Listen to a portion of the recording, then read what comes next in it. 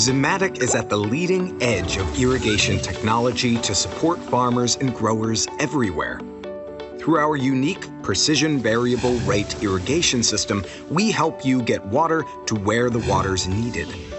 Irrigation is critical to many farming operations, and ensuring it is sustainable and managed responsibly is paramount. In an industry governed by unpredictable pressures from the climate, environment, and markets, it's crucial you have control and confidence in your irrigation systems. Zimmatic Precision VRI is the world's first true variable rate irrigation system. It allows you to vary the irrigation depth applied along the length of any center pivot or lateral move irrigator, which means you can apply the right amount of water in the right place at the right time. You have control right down to individual sprinklers. Application depths can be customized according to soil, crop, slope, aspect, fertigation, and chemigation requirements. It's the only system that allows a constant system flow rate to be set, even on an irrigator with a corner arm, as it retracts and shuts off sprinklers. The system is the ultimate in efficiency. Zimmatic Precision VRI allows you to avoid areas under the irrigator, such as waterways, roads and tracks, and unproductive land. It allows you to maximize water, fertilizer, and chemical use, enhance land productivity, and protect environmentally sensitive areas. Managing your Zimmatic Precision VRI system is easy with fully integrated remote management and control through FieldNet. Multiple VRI plans can be loaded and accessed at any time, along with application reports. And if you need any help, our service team can log in remotely to assist. Add FieldNet Advisor to take the guesswork out of irrigation scheduling. FieldNet Advisor generates automated science-based irrigation scheduling recommendations and automatically generates a new prescription every day, allowing for changes in crop development, weather, application, and soil. Make the move to precise, intuitive, smarter irrigation technology with Zimmatic Precision VRI, and make every drop count.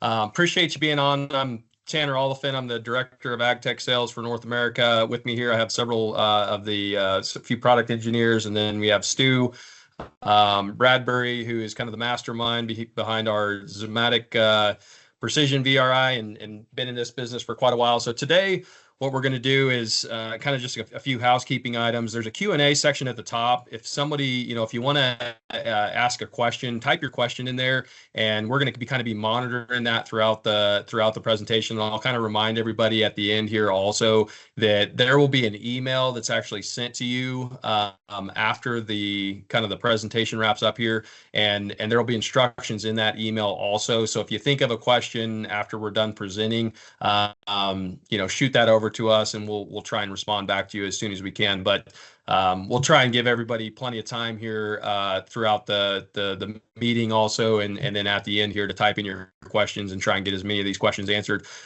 for you. So with that, I'll go ahead and kind of kick us off and kind of with our agenda here. So we're kind of just going to cover, A to Z. I know not everybody here, has precision VRI, so we're also going to cover the more basic sector-based VRI, and but also might get everybody's kind of minds thinking about, what technologies are available through Lindsay as far as variable rate irrigation. My background is in agronomy, so I have a lot of experience, and Stu obviously has a lot of experience in VRI from working with crop consultants to the growers, and now on the manufacturer side. So please answer or ask us as many questions as we can, and we'll kind of go through, kind of like I mentioned, the sector-based VRI, kind of give an overview on that, and then Stu will cover the precision VRI, and then we'll talk a little bit about the benefits of implementing variable rate irrigation, some use cases, and then also talk a little bit about quantifying the value with VRI, kind of with our As-Applied water reports within FieldNet platform. So with that, I'll kind of go ahead and get started. And again, as you got questions, type them in there. We'll kind of monitor that. We may pause a few times throughout this presentation just to kind of check the Q&A and see if there's anything in there. Looks like one person might not have audio. Yeah, I think that was for the video that was playing. There was no audio on that video. Yeah, we did. So. We did have a little lag there in the video. I think as people were joining the meeting, we had a little lag in the video there. But let us know if you still can't hear us. So anyways, so kind of what I'll talk about here is what is variable rate irrigation. There's a lot of reasons of how and why we would implement VRI, and this is kind of just one example as we're starting with a sector-based VRI script. So if you're looking at your flat rate, a typical flat rate might be, in this case, we've got growers from, US and Australia, New Zealand, Brazil. So millimeters or inches, but, looking at your flat rate, this is kind of the goal is establishing a crop in one part of the field. This part of the field might be a lighter soil type, maybe a different crop type where you might need a little bit more water in certain parts of the field. There's dry areas, low spots, terrain, so topography, aspect, north and south facing slopes can also have an impact on how that soil dries down, the water holding capacity within that field. Maybe you've got a pivot road or an area of the field that there's really no point in watering. And so, in this area, most, what we see is typically most, fields aren't completely uniform. We do see that across the United States, more in the central US and certain parts of the area where, there may be a pretty consistent soil type, but in the most scenarios, we usually see at least 2 to 3 variations, a minimum of soil variations throughout that field. And then this area, maybe this flat rate is just kind of hitting it right. So how do we address that? So if you have FieldNet on your pivot, if you can control the speed of that machine remotely through FieldNet, you can implement a sector-based VRI script. So where we would say, okay, speeding the pivot up and slowing it down to apply more or less water. And really what we want to focus on here is, the majority of our irrigated acres are in those last 3 to 4 towers. Sometimes we get those big half-mile machines. They're going to be, even more acres out there. And so when you're looking at the variability in the soil type, typically you're focusing on those last, 3 to 4 towers on, I would say a 7 to 8 tower quarter section machine, where you're really looking at that. And like I mentioned before, slope and terrain, north and south facing slopes, depending on the aspect, and then also the grade. So if you have runoff issues, you got areas of the field you just can't quite keep water on, but without it running off, and vice versa. So we'll show you kind of how to do this and implement these sector-based VRI scripts, but this is very easy to edit now through the NextGen mobile app. And that's one of the changes with the release of the new NextGen platform is before you had to log into the a computer and log in and to be able to edit these plans. Where now within the FieldNet mobile app, you can edit the plan, whether you're on your phone, your tablet. It's very easy to adjust these, and you can also preload plans to where you can just select those in the drop-down list. So this is what basically a sector-based plan might look like for a field. Again, this is just an example, but each field is unique. Is going to require its own plan. Most the plans, sector-based plans that I wrote when I was a crop consultant are typically in that 4 to 7 zone, sectors range. So you don't have to overthink things. You can adjust the speed every, 2 to 5 degrees if you wanted to. Typically, if you're doing that, you're going to use a Veris map or a EM38 sled to where you're getting a more precise soil variability map. But, you guys and gals know your fields pretty well, know where the water's holding, where you need more, typically where you need less. And this is where you can use, some yield data, satellite imagery to also help guide where these sector-based areas need to be. So kind of here's an overview of how to edit one of these plans or create one of these plans per se. We're going to set up a sectional VRI plan. So I'm going to go to my pivot control device. And then here it is here. Here's our pivot. So I'm going to click on dashboard up here and go to plans. I can select sectional plans. And here we can click on there. We can see there's no plans at the moment. So I'm going to make one. And I'm going to call this Stu's demo sectional plan. I'm going to hit save. and now we can start working on the plan. So the first thing we need to do is add a step. So I'll click add step, and it's put something in for me here. If I scroll down a little bit, I can turn the water on for that section, makes it blue. I can change where I want it to start and stop. And then down here I can change the depth, so I might want to put on, say, 10 millimeters here. Okay, now I can add another step, and it's put it there, so I'm going to click on it and then drag around here,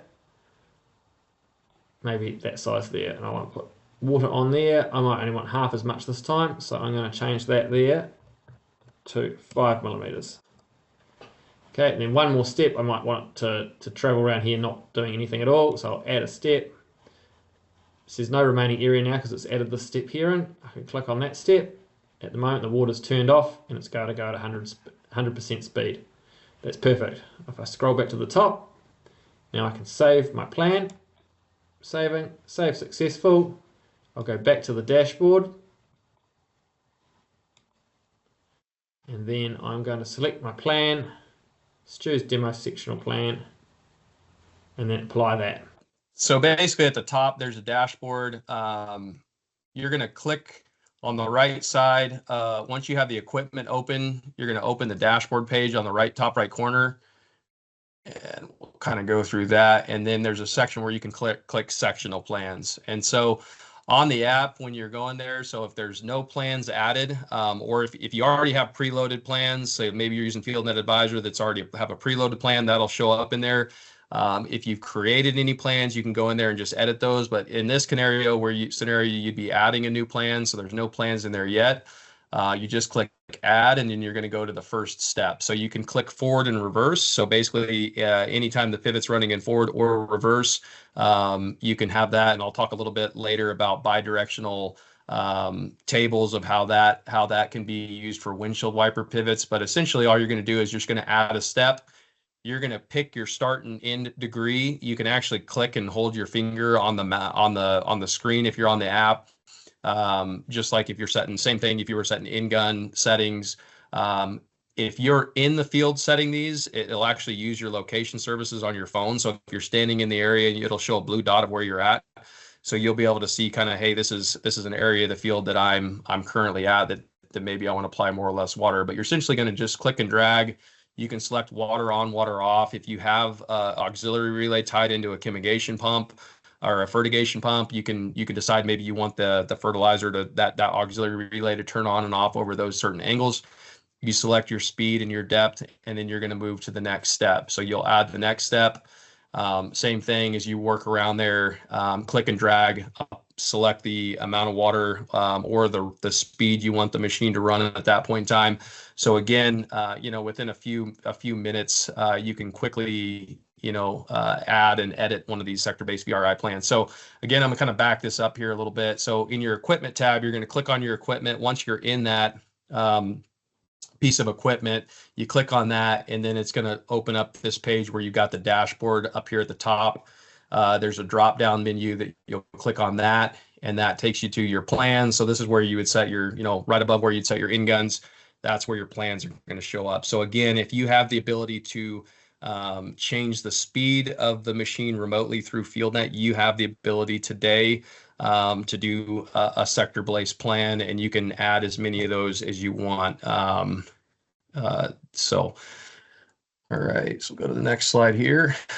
So let's talk a little bit, like I mentioned before, talking a little bit about bidirectional speed tables. So I'm assuming, typically when we give these talks in a room of growers, at least most everybody has at least one machine that's either a Pac-Man machine, that doesn't has a piece of land, maybe a building, or the machine just as a windshield wiper pivot, so it doesn't make a full rotation. So the challenge with those windshield wiper machines is, a lot of times we'll see saturation in those corners where the machine hits the barrier going at a flat rate. Let's say you're putting on I'm going to use, I'm based in the US, so I'll use inches, but maybe put on an inch of water. When you hit that barricade and it turns around, a lot of times you're putting that inch right back on. And so a lot of times you'll see saturation start to occur in that pie slice next to those barricades. And that's usually where you'll see some of the first onset of disease pressure if you've had any rain. Maybe, obviously if you're in a real extreme, drought deficit irrigating, then maybe you want to just continue on at the flat rate.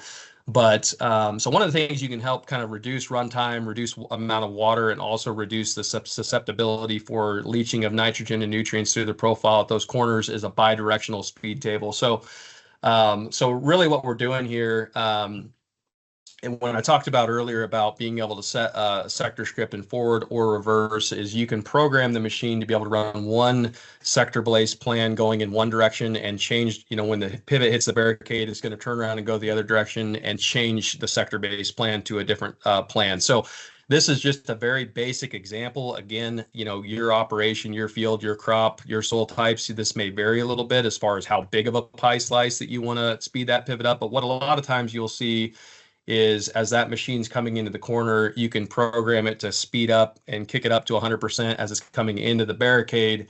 Once it hits the barricade, you turn it back and go in reverse at your standard rate. So you're not walking back over saturated wheel tracks. So that, again, it's going to reduce, sometimes a lot of those windshield wiper pivots, they'll get stuck in those corners because of that state of saturation where you're putting on, twice the amount of water in a pretty quick period of time. And so you're essentially just kicking it back, and then as it hits the barricade on this side, you're walking in at 100%. And so where we would do that, like I showed before in the sector-based plans, you can select forward or reverse. If you hit reverse, you do have the ability to select, run the same script as in forward as in reverse. But this is how you would select it to be able to do those windshield wiper scripts to where what we call bidirectional sector-based VRI plans, where you're speeding the pivot up into the corner and then slowing it down. Sometimes we'll see growers that'll actually stop the machine. They'll put a stop and slot, a stop at angle here right in the middle, and maybe send it this way and come back all the way around, and then bring it back and stop in the middle, just depending on kind of the length of your machine. Sometimes if you get those big, half-mile windshield wiper machines, you may want to change the speed and where you stop it as well. So that's basically how you would implement a bidirectional speed table if you have a windshield wiper machine that doesn't make a full revolution. All right. So with that, I'm going to turn it over to Stu here to kind of talk about, so if the sector's not working for you, maybe extended variability. I'm going to let him kind of dive into kind of the use cases of the Precision VRI. But with that, I'll hand it over to Stu here. Thanks, Tanner. Yeah, so we've had a bit of a look at sector-based, but what if that doesn't work for you? There's various reasons that might not work. We'll have a quick look at a couple of them. So one of them might be you might have a lateral move irrigator. Obviously sectors is out. Or if you've got crops that aren't growing in segments, so it's much more convenient to grow your crops in rectangles beneath your pivot. Click to the next one there, Tanner, and we'll have a look. Your soil types don't align. It works really nicely if you've got a machine that has a soil type that goes right through the middle, but if they don't align, that's no good. And if you need greater control, so a case of this would be if you've got really variable soil underneath your machine.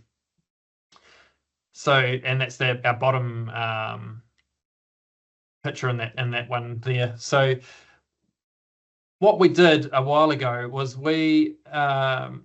sorry, we'll just get our clicking in time. So Tanner's running the clicking at the moment. That's why it looks a little bit out of touch. I'll let you know when to click the next one, Tanner, rather than trying to guess. So that'll keep us going. So the bottom corner there, we can see variable soil types that might be in an area that we want to be able to irrigate to. And if we need the control to be able to put more or less water on those, sectors isn't going to work for us in this case. Right, I click to the next one there, Tanner. So about 20 years ago, George Ricketts and myself saw the need for being able to put different amounts of water in different places. And that's when we started developing the idea of Zimmatic Precision VRI. So our first machine that we put it on was in 2007. This is the photo that you're looking at here. That he was our first customer, Brian.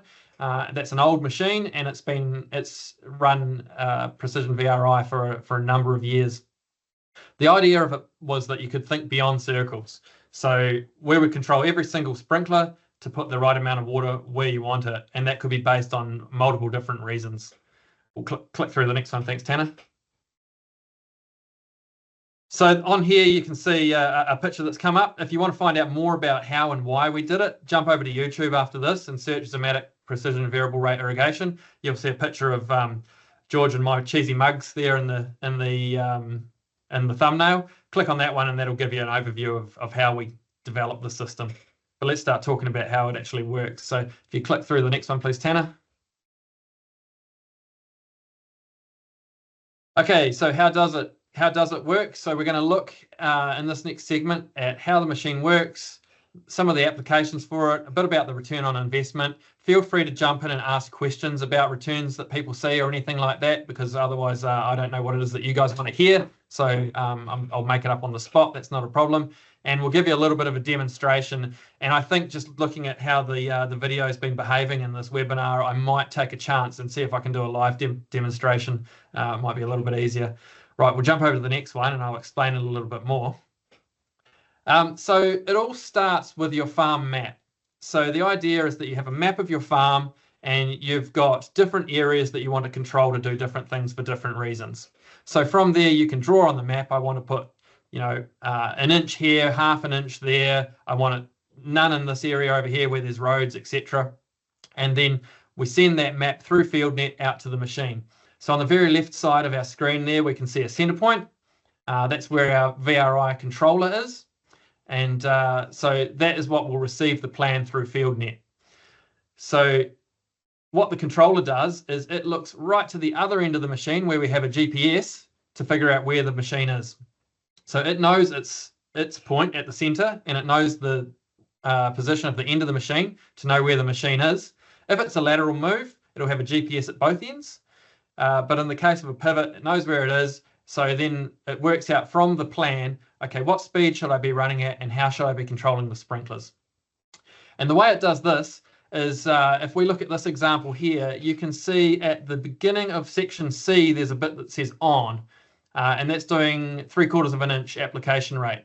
That is the greatest application depth that the machine has to put on anywhere.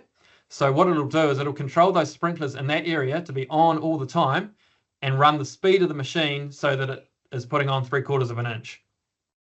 Everywhere else on the machine, it pulses the sprinklers to put on the desired application depth, or it turns them off if you don't want anything on in those areas. And the way it does that is all across the top of the spans there, you can see little red stars. They're our node boxes. So each, what we call a node, controls 4 sprinklers individually. And the controller is sending a wireless signal out to those nodes so that it might say, for example, I'll pick one, I'll say node number 2, where it says B. At the moment, you should be pulsing half an inch. So I want you to pulse back to 2/3 of the full application rate, which was 3/4 of an inch. So it'll be pulsing all of those sprinklers on that node back to 2/3 the rate of what node 3 will be doing. It does all of this automatically. You don't have to worry about a thing. All you do is set up on your map how much you want to put where, and the machine takes care of the rest of it. If we look at node 1, 2, 3, 4, 5, node number 5 out there, you can see part of it is over what looks like maybe a stream or a creek. So it'll be telling that node to turn off the last 2 sprinklers, but pulse the first 2 sprinklers. So it's all individual control. And that's basically how the machine works out in the field. So we'll jump along to the next one now and look at some of the use cases for what we do with this. So we'll start with talking about avoiding areas. The most, I guess, common and easy to understand reason for having precision variable rate irrigation is you might have areas that you just don't want water put on.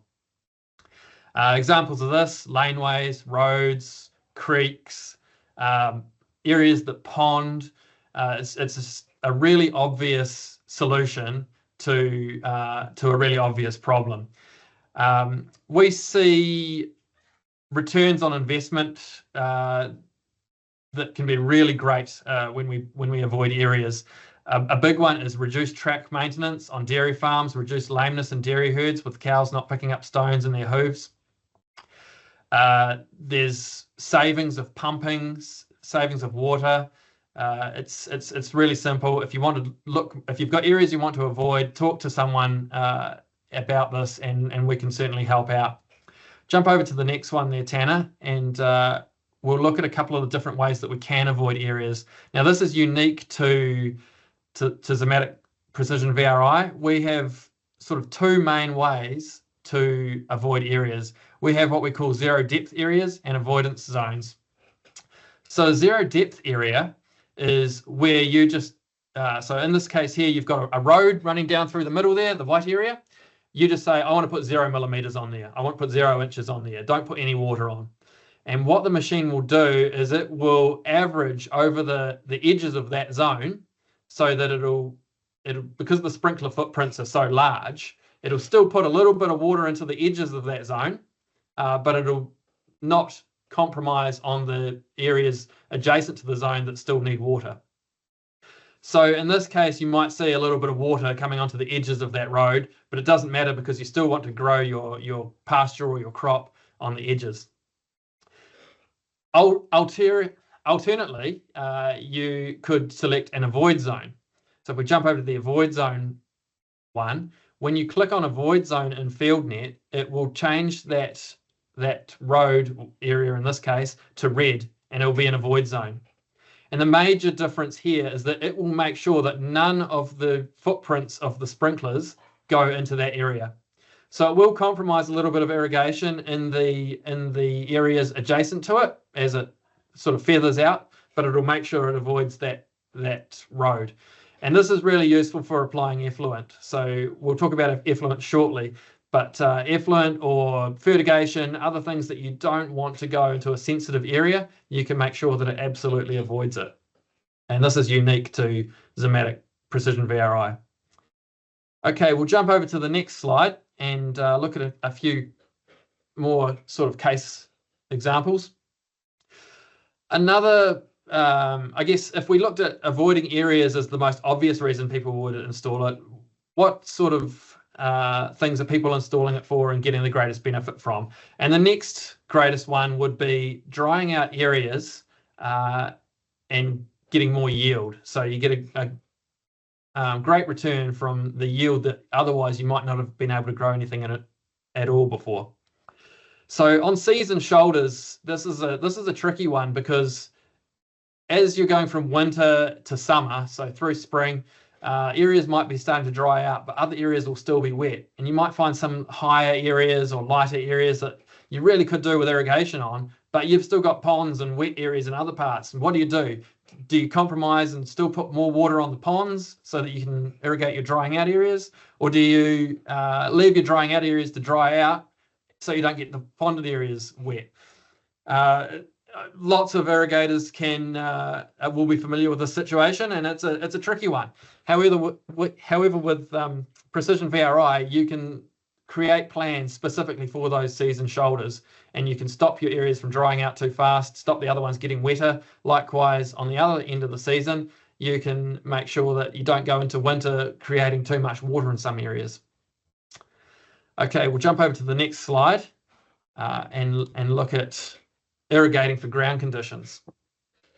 So this one here is a biggie.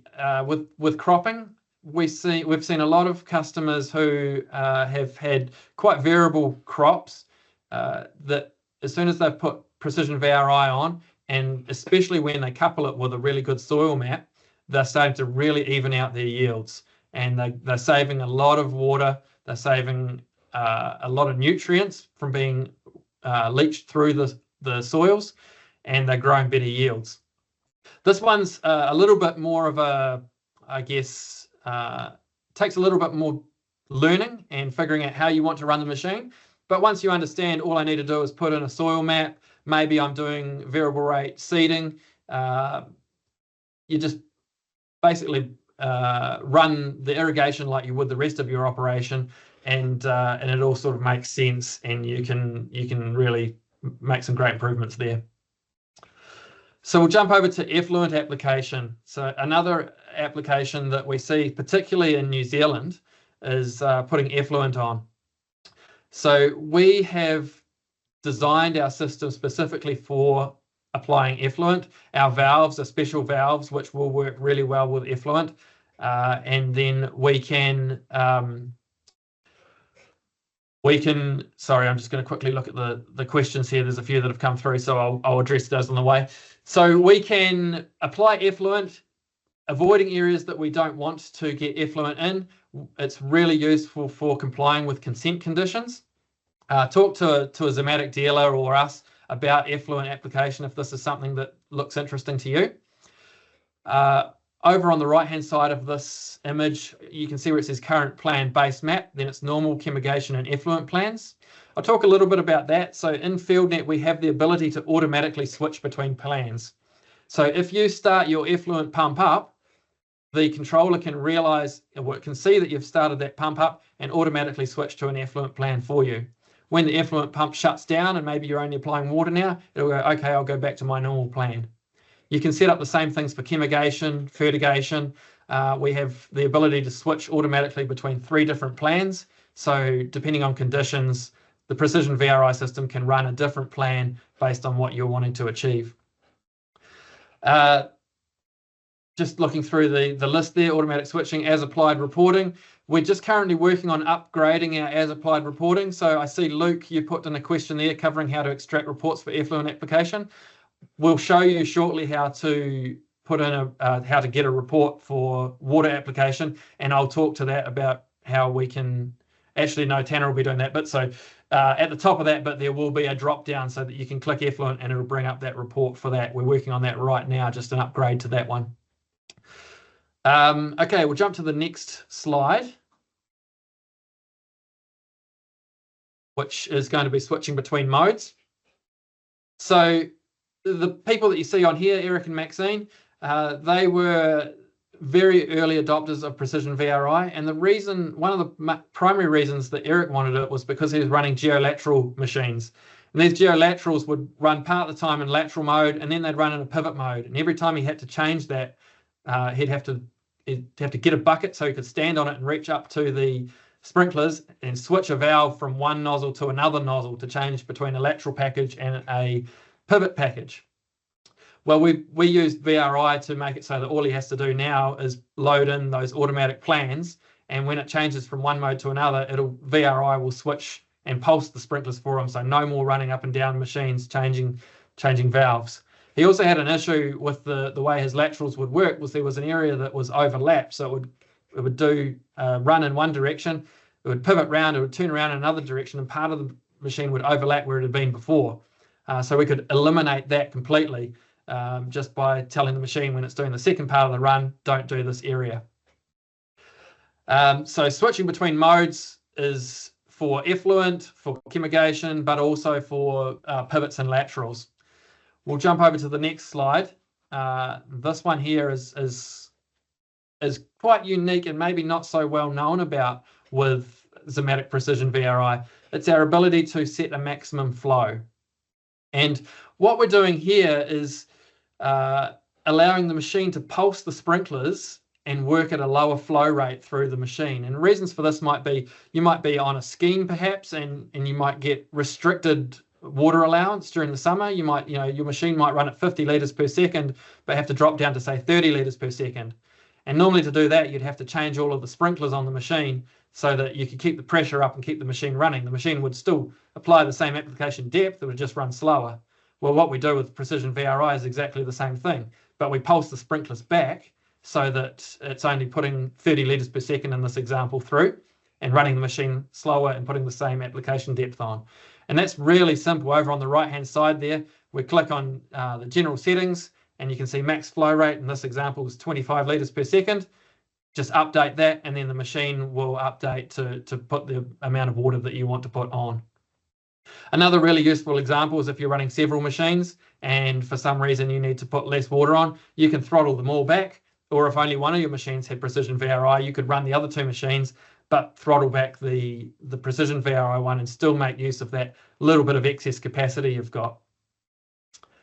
Okay, jump over to the next slide, which is improved return times.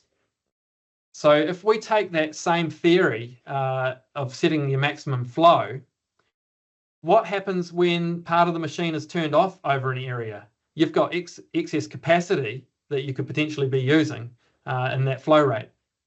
So let's say part of the machine's going over a track, or you've got a field that you might be harvesting and you don't want any water put over there.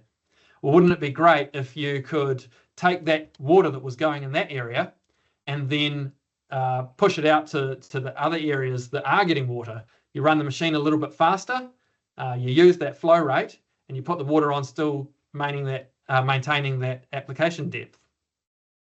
So doing this, we're actually reducing the return time, which is really important when you're working at peak season and you're really wanting to get that water down and get that machine around. We can improve the return times. All we do there really is upgrade your sprinkler package. So if your sprinkler package was to put, say, 50 litres per second on, we'd upgrade it to, say, 70 litres per second. But still knowing the pump can only do 50 litres per second, we pulse it back to that 50. And when some of the areas are turned off, we can open up the other ones a little bit further and run the machine faster, still keeping within that maximum flow where we can. So yeah, improved return times is a big one. We'll jump over to the next section as well. We'll build further upon this and look at corner arms. So the second system that we ever put Precision VRI on was for a corner arm. We sold the first one. It worked great. The second person came along and said, yeah, I want this. And we said, yep, we can do that. And he said, by the way, I've got a corner arm. Can you do that? So we had to do it. 2008 was when we put that system in, and we've been doing corner arms ever since then. It works in exactly the same way as the rest of the machine. You don't have to do anything differently when you're setting up your plan. All you do is draw on your plan how much water you want to go where, and the VRI system will take care of the corner arm and do everything for you. So corner arms used to get a bad rap for inferior water application. We fixed that straight off the bat. And then people looked at, okay, well, maybe I can install Precision VRI only on the corner arm, and that will solve some problems for me. Yes, it will solve some problems, but you've already gone through the investment of installing the control panel, the GPS gear, and all the valves in the corner arm. For the marginal increase in investment of installing valves down the rest of the machine, you can actually get a lot more benefit from it. And what I'm talking about here is, if we think back to the previous slide where we had the maximum flow rate, we can do exactly the same thing with corner arms. So as the corner arm is out and using all of your pumping capacity, that's fine, it's doing its job. But as the corner arm folds in and turns off all of its valves, you might have a third of your pumping capacity that's just gone out the window. So you're only running at 2/3 of what your pump can do. So what we do in this case is we overspec the nozzle size of the rest of the machine from the center point out to the corner, so that as the corner arm comes in, we can apply more water through that part of the machine, speed it up again, reduce your return time, and utilize that capacity. As the corner arm goes out, we simply pulse back the rest of the machine so that we're still working within the right pressure, still putting the right amount of water on. It's really simple and it's really effective. So that's something that people often don't realize that we can do. And as soon as we explain that, usually the sales pitch goes from putting VRI on just the corner arm to, hey, let's do the whole machine, because it's such a waste if we don't. Okay, so that was corner arms.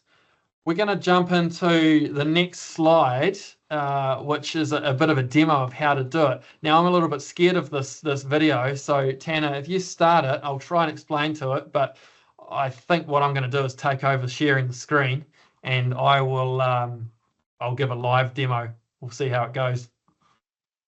I'm going to show you how easy it is to update a Precision VRI plan and change what's going on out in the field. So take this example here. We've got an area that's a bit too wet, and we want to put less water on here so that the animals don't cause so much damage to the ground. So I'm going to click on the current plan, base map, click on that, and this is the current plan that it's running. If I go down to editing tools and draw, then I can zoom in on that area that we were looking at before. It's gone semi-transparent so I can see where it is. I'm just going to draw in an area here, clicking my way around the edge, and then finishing it with a double click, and it's created a new area for me. Now if I click on that area, it brings up a rates table. I want to make sure that it's set to 0 millimeters, and it's not going to put any water on there. Maybe I don't want 0 millimeters, I might just want less. So if we're putting on 15 millimeters in most other places, I might want to put, say, 5 millimeters there. Press enter, it's turned it to green, good to go. Now all I have to do is go back to manage plan, save, and now that plan will run on the machine. So over that area it will put 5 millimeters on. If I want to put 0 on in the gateway really quickly, I can go back to edit, draw. I'm going to draw this little area here in and put no water on that area. So it's set to 0 already. If I click on it, I can see it's set to 0. I can call it gateway if I want to. Enter. And that's done. Now I just have to go back to manage, save. Back to here. Next time the machine goes around, it's going to put 0 millimeters on there and 5 in this other area. Simple as that. Okay, so everybody should be able to see my screen here now, hopefully. Just give me a thumbs up, Tanner, if that's coming through. Yep, cool. Okay, so what I'm going to do is I'm just going to discard what I was doing here and show you what's going on. Now, this is our demo panel set up on our test bench. So what you're seeing is not quite reflective of what happens in the field. This thing moves around quite fast. Don't worry about that. Okay, so we've got our pivot here, and what I'm going to show you is this area here is a little bit wet. So I want to put less water on this area so that as animals are walking through there, they're not making such a mess. So there's a couple of ways of getting to our VRI plans. We can click on dashboard up here and then go to plans, or where it says current plan is base map, I can just click on that directly and it's going to take me through and show me the plan that it's running. Now I've already actually drawn in that area there, so I'll leave that there and I'll draw in a different area. This was from when I was creating the video. So what I want to do is I'm going to go down to editing tools and click on draw. Now I'm going to find another area that might have been a bit wet. I'm just going to pick on down here.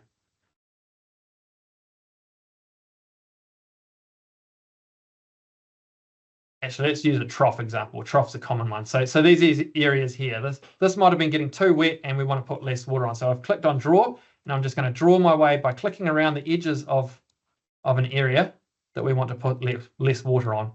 To finish, I just double click and now it's made this yellow area where I've just drawn. I'm just going to drag it into the middle so we can see it. If I click on that now, over on the right side of my screen, it's created our rates table. And here's our new area. I'm just going to call it new area. Give it a name. And it's currently putting 0 millimeters on. Now I can decide I can put 0 millimeters on. But like I showed you before in the previous slide, I can change that to an avoid area. If I click avoid, it's going to go red. If I click application and change that to 0, I might want to put only, say, I might want a little bit of water there just to keep it going. Maybe I'll put 3 millimeters on. That's not much, but hey, it's a little bit, and it'll also mean that a bit of water will get in around the edges. So that's it, done. If I zoom back out, we can see the area that I've done. I go back to manage plan, hit save. Now the next time this machine runs around, it's going to do that in that area.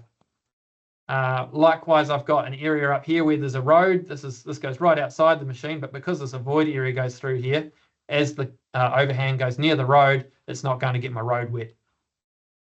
So really simple and easy. If I decide later on that I don't want to get rid of that, I will just click on the area, editing tools, click, delete, and then it's going to go back to putting on what was going on before.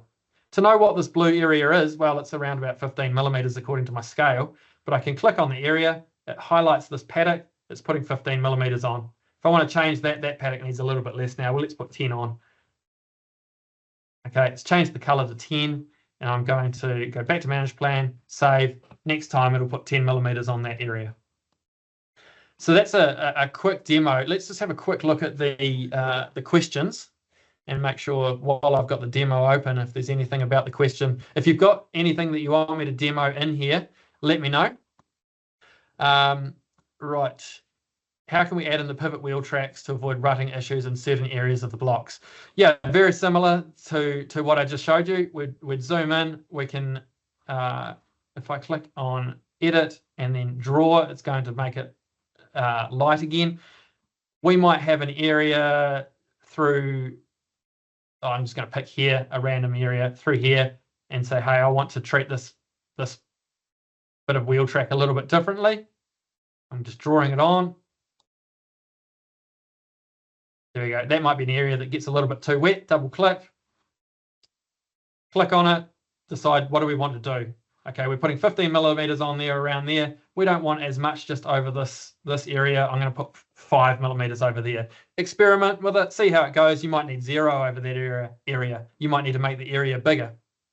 But you can just draw in a bit of a trouble patch, experiment with it, see how it goes. And then with setting maximum flow, will there be a way to enter in pump data for minimum and maximum flows so that when we're adjusting to a lower flow, oh, this gets longer, a lower flow through the VRI, we do not encounter issues with the pumps? We're working on pump things at the moment. So I have a warning pop up, minimum flow below threshold. Yes, so we're working on pumps and things at the moment. That's something that we will take into account as we're designing that. Okay, I don't see any other, oh wait, new posts. Here we go. Can we use sectional plan to keep sprinkler overhangs from overrunning into each other or warn us when they are getting close to each other to keep overhangs from running into each other? I'm not familiar with this question. Tanner, do you want to have a go at that?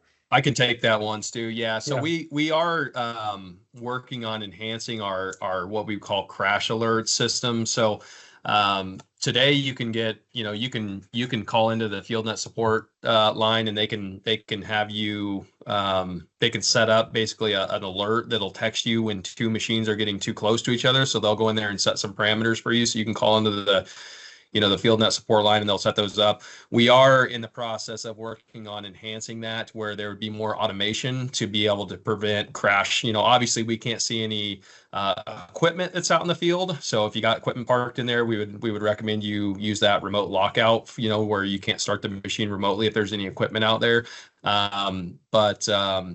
But yeah, we have some limited alerting systems that basically uses the GPS location of each end tower to be able to set, hey, pivot A, pivot B are getting too close to each other. They'll alert you today. In the future, in the near future, we will have some automation that will help prevent that. But from a VRI standpoint, you probably wouldn't use that unless you just knew you wanted one. If there's overlap in that scenario where you don't want to overwater, where you have 2 overlapping machines, and I think that might be part of the question. Is sometimes what we'll see is if we have it in that scenario where two machines overlap each other, you may have one that you want to speed up that machine, pivot A, you want it to speed up a little bit, and then pivot B as it comes around, putting its normal application rate, so you're not double dosing or over watering that overlap zone. So again, it's kind of where those 2 machines would lap. We definitely see people use sector-based plans to speed one pivot up to make sure they're not over watering, that part of the field. So does that hopefully answers your question? Yeah, fire in more questions if we haven't answered the question well enough. I'm more than happy to revisit them. Tanner, if you want to share your screen again, and we'll just jump over the FieldNet Advisor bit and back to your section. Yep. All right.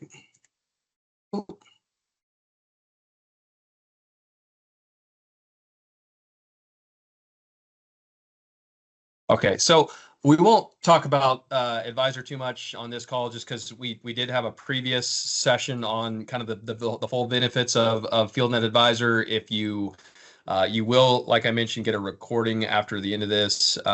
If you didn't catch that that advisor, shoot us an email. We'll be happy to send you a kind of the full rundown. But if you are signed up as FieldNet Advisor, it does actually look at kind of the soil water balance to be able to and spits out a VRI plan for you on a daily basis. You got to go in there and select it and choose it.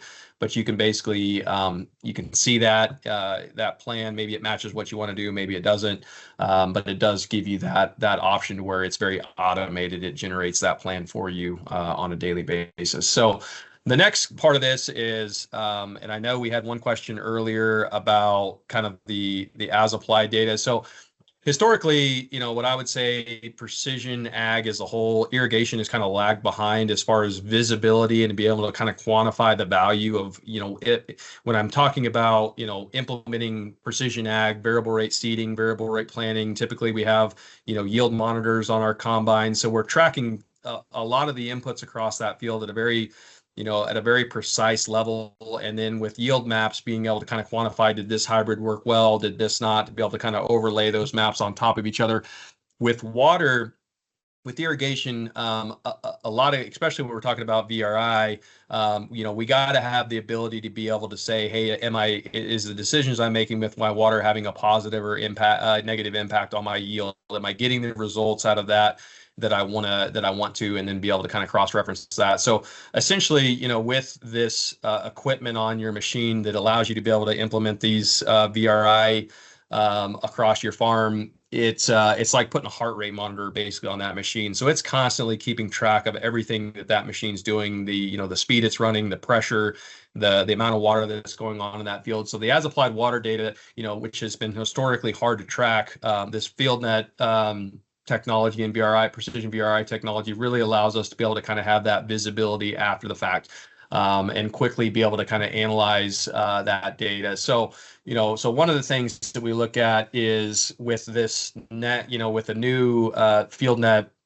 a lot of the data layers, almost all the data layers in this FieldNet NextGen platform now are whole farm views. So, and I'll show you how to get these, but here's one example of a daily irrigation overview. So essentially, you can click the machine that you want to look at. You select the start date and the end date. So if you want to look at a whole season or a week, a month, a day, it allows you that flexibility. And so what this is going to show you, it's going to show you kind of the as-applied water data by angle. This is a demo machine, so don't get too hung up on the actual values in this particular graph. But then it's also going to show you a pressure and position map. So it's going to show you, where the machine was at, what the pressure was, and then up here it's going to show you where that as applied, where the different variations of application rates were applied. You can print that to a PDF, you can export that. And so this is really, from a crop consulting or a grower looking at kind of these decisions, kind of the after the fact, being able to overlay, satellite imagery, hybrid, your planting maps, your fertilizer maps, your soil type maps, your yield maps, and then adding the water component on top of that, you can quickly, identify, is there any pressure fluctuations across that part of the field that overlap a yield loss in that field. Like Stu was mentioning earlier, even though our fields may be variable, we want to see that nice, consistent, dark blue in the yield maps. If we're starting to get yellows and reds and greens, you can kind of quickly kind of say, okay, is this related to water and how can I address that? And then go back after the fact and see, did I have a positive or negative impact? So these as-applied water reports are very, very important to be able to, kind of close the loop on the implementation of VRI across your farm. Also, if you have to report water usage to the state, the government, or just for your own record keeping, it makes it really easy. If you got a flow meter tied in there, it's going to use that flow meter data, also a digital flow meter that's tied into it. So really kind of nice reports. So we talked about the I know Stu mentioned we're kind of actively working on some of the affluent, some of those reports, but from a precision VRI standpoint, you will get the as applied map as well here. So very easy again to select, start date, end date. It's going to show you, total run hours, irrigated acres, volume applied, your average flow, your average depth applied. And I think we actually show acre feet now. And so it's easy to kind of pull that data out of there. So kind of how you get to that. So over here on the top in the left where you get your reports. So here'd be your equipment. There's this kind of graph chart icon here. You can get your irrigation overview. So that's going to give you just a kind of a list of all your machines across your entire farm. It's going to break down, total runtime, acre inches applied, total gallons pumped between the start date, end date, your water pressure view. That's going to give you the pressure fluctuations. So if there's any pressure issues, you can visibly see that. But then this applied irrigation, this is going to apply that to every field across your farm to show you kind of how much water you're applying where. And then this daily irrigation report, that's where we were at. That's going to show you kind of the field, the specific field that you select up here. And it's also going to give you your pressure graphs and your angles. So with that, I will say, let's open it up to questions again here. Let's see. Yeah, we're all up to date with questions at the moment, but we'll give you a few minutes to type in any questions that you guys have got. We'll hang around. And if there's anything that we haven't answered well enough, feel free to shoot that into the questions as well, and we'll have another go at it, or else we'll follow up with you afterwards. Yeah, so we had one comment. VRI seems helpful to not irrigate a wetland that is in a conservation program. 100%. And that's where I would say the Precision VRI is, especially if you're trying to run any kind of fertilizer or chemical through the machine, where, we've had growers that have not historically been able to put any fertilizer or chemicals through the pivot. And they got, this giant sprinkler out there that they could be using. But they weren't able to pump any chemical through that machine due to those conservation zones, wetlands. Precision VRI really unlocks that capability to be able to use that machine to its fullest potential. 100%.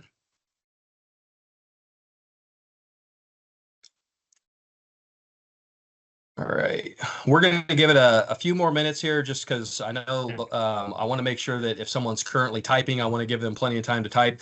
But I will just say, like Stu mentioned a little bit ago, so since you're on this webinar, you will get an email after the recording ends with a recording of the video, so you can kind of go back and watch it. But it also has some instructions there where you can submit questions to our team. And we would appreciate if you definitely do that. So don't be shy.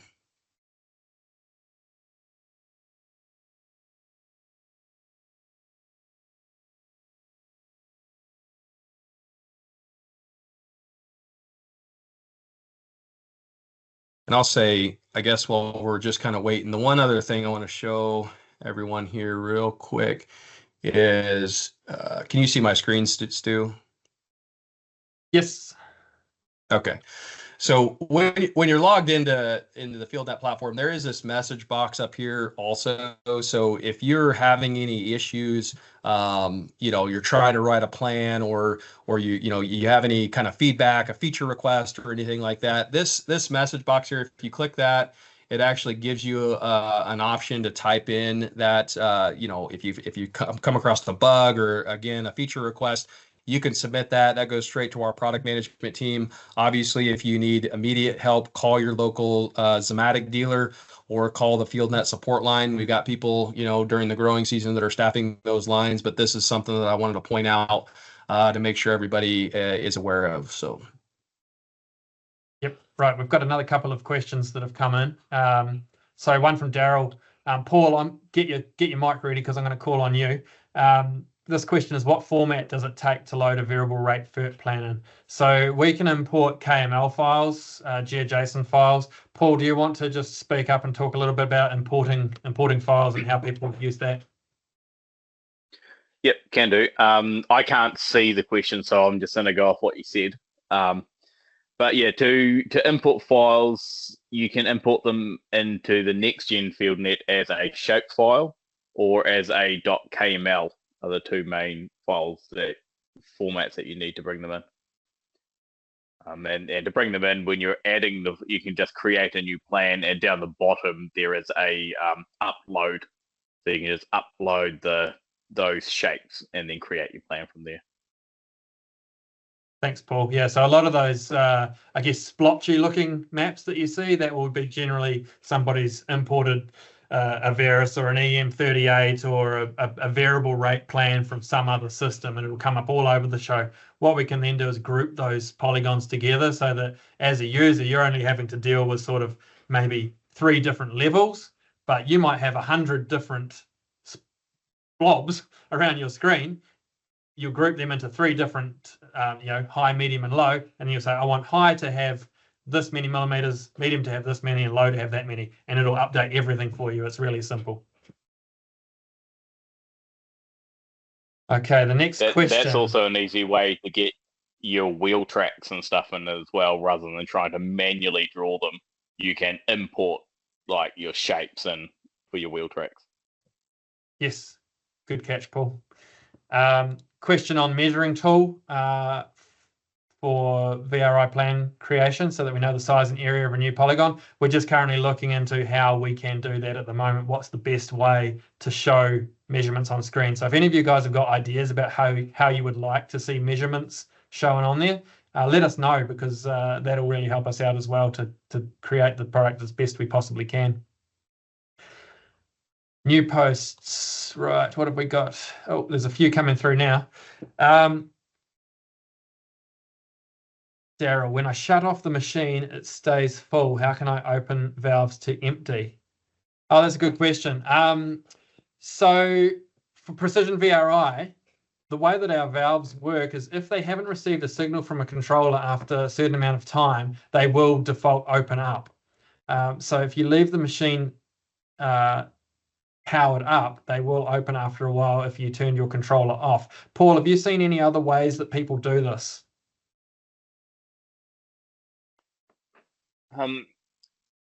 It depends on when they're trying to do it. If they're trying to do it at like the end of a season, so before winter comes, they want to make sure all the water's out of the sea. There are test functions on the VRI panel, so you can go in there and actually just tell the VRI to manually open all the valves. So it'll open them up so they make sure they drain out and do it that way.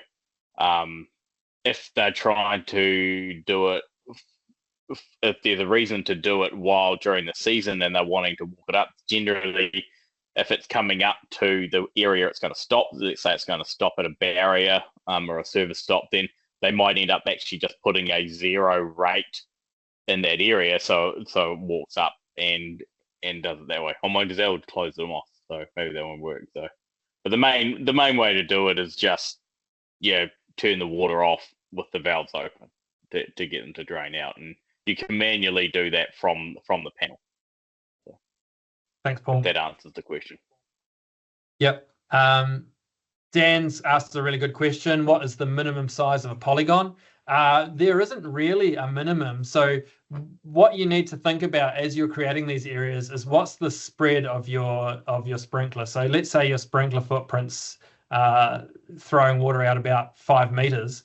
Then you can't really expect to draw in a polygon that's only a 2 meter circle and control what's going on in there really finely, because you will have overlap from all of the sprinklers. However, if you did draw that 2 meter circle, but you set that as an avoid area, then the machine's absolutely going to avoid that 2 meter circle that you've drawn. So you can create as many polygons as you like, as complex as you like, and whatever size you like, but just be mindful of how the sprinklers are going to work. If it's an avoid area, you're going to avoid that polygon completely. If it's a really small area that you've drawn, but you've not made it an avoid area, you've made it some sort of application depth, it's not going to have as great an effect on the sprinklers as what a larger area that you've drawn will have. Hopefully that answers your question there, Dan. Let us know if it hasn't. Okay, the next question. Yes, Luke, regarding effluent reporting, we were able to extract this data on the old platform. That's correct, we could do it, and it's going to be very similar to how we're going to do that on the new platform. We did have it on the new platform, but it wasn't working quite as well as what we wanted, so we've just pulled that away for the moment to update it and make it the same as the way we did on the old platform. So the way it will work is you will select up the top, the date that you want from and to, the machine, and then you'll select the substance that you want. Actually, what should I do here? I'll give you guys another little quick demo. I'm going to share here. So this is quite pertinent, so I'll demo it now. So we've got the different plans: normal plan, chemigation plan, and effluent plan. And when we run these plans, in the background, FieldNet is recording how much, let's say it's chemigation, in that case, how much chemigation is actually going on in that area. But what is chemigation? So chemigation is going to depend on how we've set it up. So if we click nutrient setup, we can go in here and set up these different substances. So these are really random because it's just our demo one where we've been playing around with it. So substance name, nitrogen, measurement type, mass. So it can be mass or volume that you're measuring based on. You put in the concentration and the injection rate. And then when it's running the chemigating plan, it's going to record how much has gone where in your map. Okay, so it's recording this all of the time. The next part of the question is, let's hit the stop sharing button over here. There we go. The next part of the question is there a way we can still pull that data from the old platform? Unfortunately, there's not at the moment, or a time frame or when it's going to go to the new one. The guys are working on it at the moment. It's near the very top of the list of things to come out soon. So hopefully we'll see that reasonably soon. All right, if we've got any other questions, I think we're all up to date. We had one come in through the team side, and it was integrate more local weather stations into Advisor, which systems are allowed, and how to connect to the system. So we do have Lindsay actually acquired 49% of Pestle, a company called Pestle, and so Pestle weather stations now. So if you have an existing Pestle weather station, or you can integrate those directly into FieldNet, into the FieldNet platform. It's really easy to do that. We can send you if you want to shoot us your. If you get one of those systems, you can call in our support line. We're happy to get you squared away.